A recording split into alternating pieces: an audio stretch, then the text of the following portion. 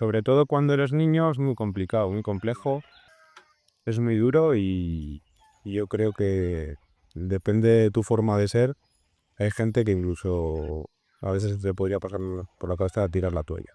Y ahora de adulto ya luego aprendes a canalizarla, un poquito a saberlo llevar mejor, aunque es una mochila, un lastre que luego vas a tener que llevar toda la vida, pero sí que hay mucha mejoría.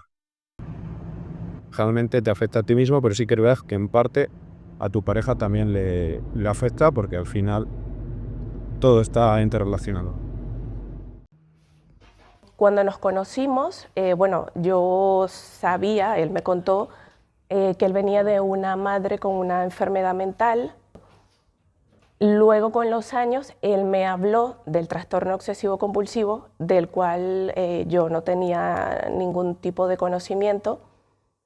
Y cuando empecé a leer para saber de qué se trataba, me di cuenta de las características que él tenía, ¿no? ¿Y cuál consideras que es el aspecto más negativo de la relación debido a la enfermedad? La falta de organización, porque eso al final puede acabar en discusiones, porque no has hecho lo que tenías que hacer en el tiempo establecido cuando lo tenías que hacer.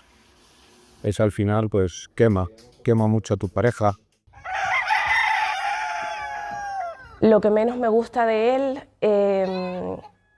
que se evade muchas veces, que con el tiempo he aprendido a que es un mecanismo de defensa, evadirse, y se evade de todo y eso me incluye a mí. Entonces yo siempre tiendo a sentirme sola. Nosotros llevamos 8 años juntos y llega un momento en el que eso pues te agota. Una de las cosas que a mí me parece también más importante y sobre todo también del trabajo que llevo a nivel clínico, tiene que ver con la naturalidad con la que se comunica a la pareja si existe algún tipo de problemática, algún tipo de diagnóstico, algo que normalizamos con un trastorno físico. Cuando hablamos de problemas de salud mental, siempre tenemos esa dificultad para poder comunicarnos con la otra persona. Pero sí que cuando vas cogiendo confianza y quieres seguir relacionándote con esa persona, es muy importante poder transmitir si, oye, pues tengo este tipo de circunstancia o en este tipo de situaciones suelo reaccionar de estas formas, para que también la persona que está a nuestro lado pueda saber cómo ayudarnos y estar en ese momento acompañándonos. Por ejemplo, cuando estaba nervioso o bajo una situación de estrés, se lava las manos frecuentemente o se frota las manos. Cuando se le mete un tema en la cabeza, lo repite muchísimas veces. Y claro, ahí yo al principio me asusté.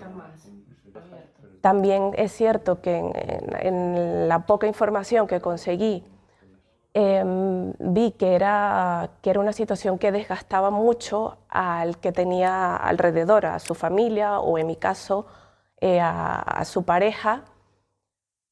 Y con los años me he dado cuenta que sí, a veces pues tú como persona no siempre tienes ese aguante o esa paciencia, pero luego después que pasa mi enfado, caigo yo como en la realidad y digo, claro, es que él no lo hace adrede. Y es verdad que en ocasiones vamos al polo opuesto, por intentar quitarle importancia y normalizar esa circunstancia que puede tener la persona, nos acabamos olvidando de, oye, que hay que tener en cuenta cuando estamos con ella, en qué circunstancias se pueden suceder ciertas reacciones. El dejarte ayudar o el intentar pedir ayuda, saber pedir ayuda, eso es algo importante y que a veces no me doy cuenta de que la necesito. Muchas veces no nos damos cuenta que necesitamos ayuda. Me hubiese gustado haber encontrado más información cuando supe de su enfermedad, porque cuando él me contó, evidentemente yo empecé a buscar en internet, ¿no?, para ver de qué se trataba, y la verdad es que no había mucha información, había poca. Me dio miedo, porque sentí miedo por el desconocimiento, ¿no? Es uno de los aspectos más importantes y al final se tienen que trabajar tanto con el paciente o la persona que digamos que puede tener esa problemática de salud mental como con la pareja. Hay una parte muy importante en la intervención psicológica que es la parte de la psicoeducación. Y es muy relevante que tanto el paciente o persona que padece un trastorno como el acompañante o el principal cuidador o cuidadora cuando hablamos de problemas más físicos o de problemas de demencia y demás, tienen que saber muy bien cómo funciona el trastorno. El aspecto más negativo, yo diría que definitivamente el repetir de una situación que ya pasó. Lo más normal es que pasas la situación, la emoción, el enfado y sigues, lo sueltas, pero en su caso no. Y claro, llega un momento en el que digo ya, vamos a cambiar de tema o pasemos a lo siguiente, pero no te quedes ahí atrapado. Sí que es verdad que a veces he pensado que igual tenía que estar solo. Todos los problemas a veces que genera, bueno, que tampoco yo soy una persona que genere muchos, pero sí que al final igual arrastras algo a tu pareja. Hay días en los que yo no me encuentro bien y no tengo la fuerza para sobrellevarlo. Entonces a veces él está mal y yo no me doy cuenta y ocurre una situación y yo reacciono mal. Y luego cuando lo veo y digo, es que él no está bien y eso me hace sentir un poco culpable. Hay un elemento fundamental que son las dinámicas que se suelen dar entre las parejas cuando existen este tipo de problemáticas o problemas de salud mental, que es por parte de la persona que tiene esta problemática sentirse culpable por quizás estar sobredemandando demasiado al otro o a la otra. En estas circunstancias lo que suele ocurrir es que quizás no acaba apoyándose en esa persona para decir cómo se siente, cómo se encuentra, qué es lo que le ocurre, y eso justamente va aumentando la probabilidad de que la sintomatología se agrave. Por otro lado, ¿qué es lo que puede pasar? También la persona que acompaña o que no tiene ese trastorno en ocasiones se siente muy demandada, pero por no poner ciertos límites o por no poder mostrarse disponible, se acaba saturando, se acaba sobrecargando y cuando acaba explotando, ¿eh? Luego se siente culpable por haber explotado, por no ser suficientemente comprensiva o comprensivo. No sé, yo creo que al final, en función de cómo te propongas las cosas, cómo te esfuerces en la vida, cómo tires para adelante, pues puedes llevar una vida en pareja. En mi caso ya vamos a hacer 8 años y ha habido altibajos y ha habido problemas que te hayan podido, hace poco además, pues eso, de que la pareja a punto de romperse, a pesar de querernos y de que no haya pasado nada malo.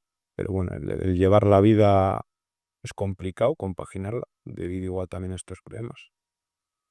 Pero yo creo que es imposible eso.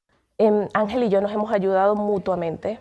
Ángel a mí me ha enseñado, por su tendencia a evadirse, yo he aprendido a ser independiente, que eso es un aspecto positivo entre lo negativo que puede traer este tipo de enfermedad.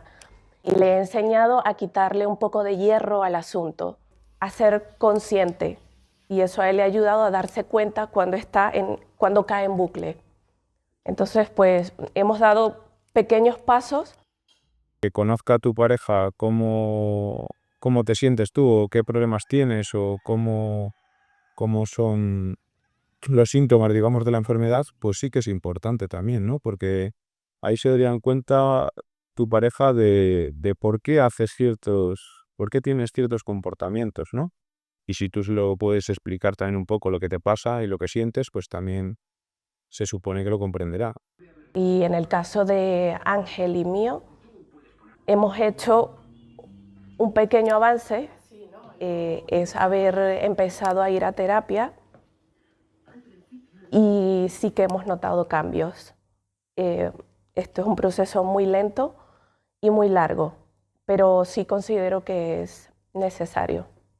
La finalidad principal de una terapia de pareja justamente es eso, no el salvar la relación, sino aprender a comunicar, cambiar la frecuencia, facilitar que la otra persona nos pueda entender y comprender, tener esa parte de reciprocidad, de yo doy a cambio de, mucho cuidado con que el amor es incondicional, ¿vale? Obviamente tenemos esa capacidad de dar hasta que nos podemos vaciar, pero mucho cuidado con vaciarnos en exceso y tampoco tener una reciprocidad por parte de nuestra pareja, porque al final eso no es una relación sana. Se me han roto las bombillas de las luces que alumbraban mi camino.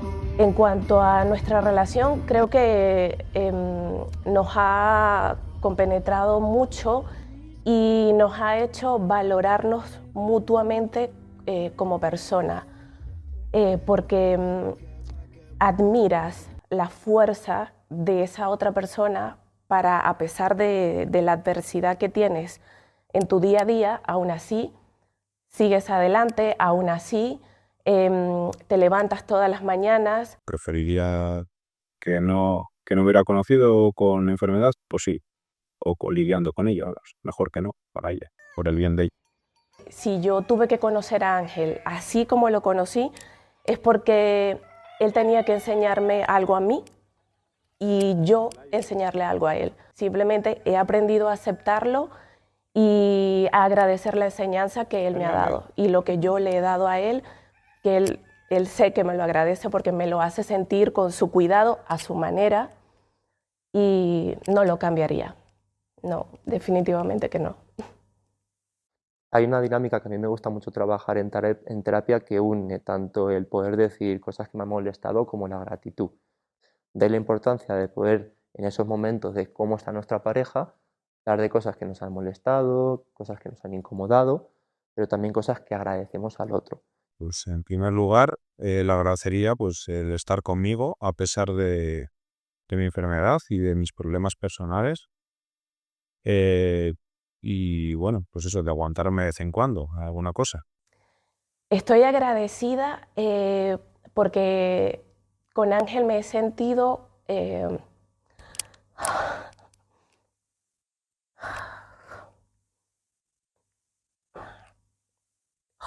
lo siento. Ángel me ha dado lo que yo siempre quise y fue un hogar. Con Ángel tengo esa sensación o ese espacio de lugar seguro.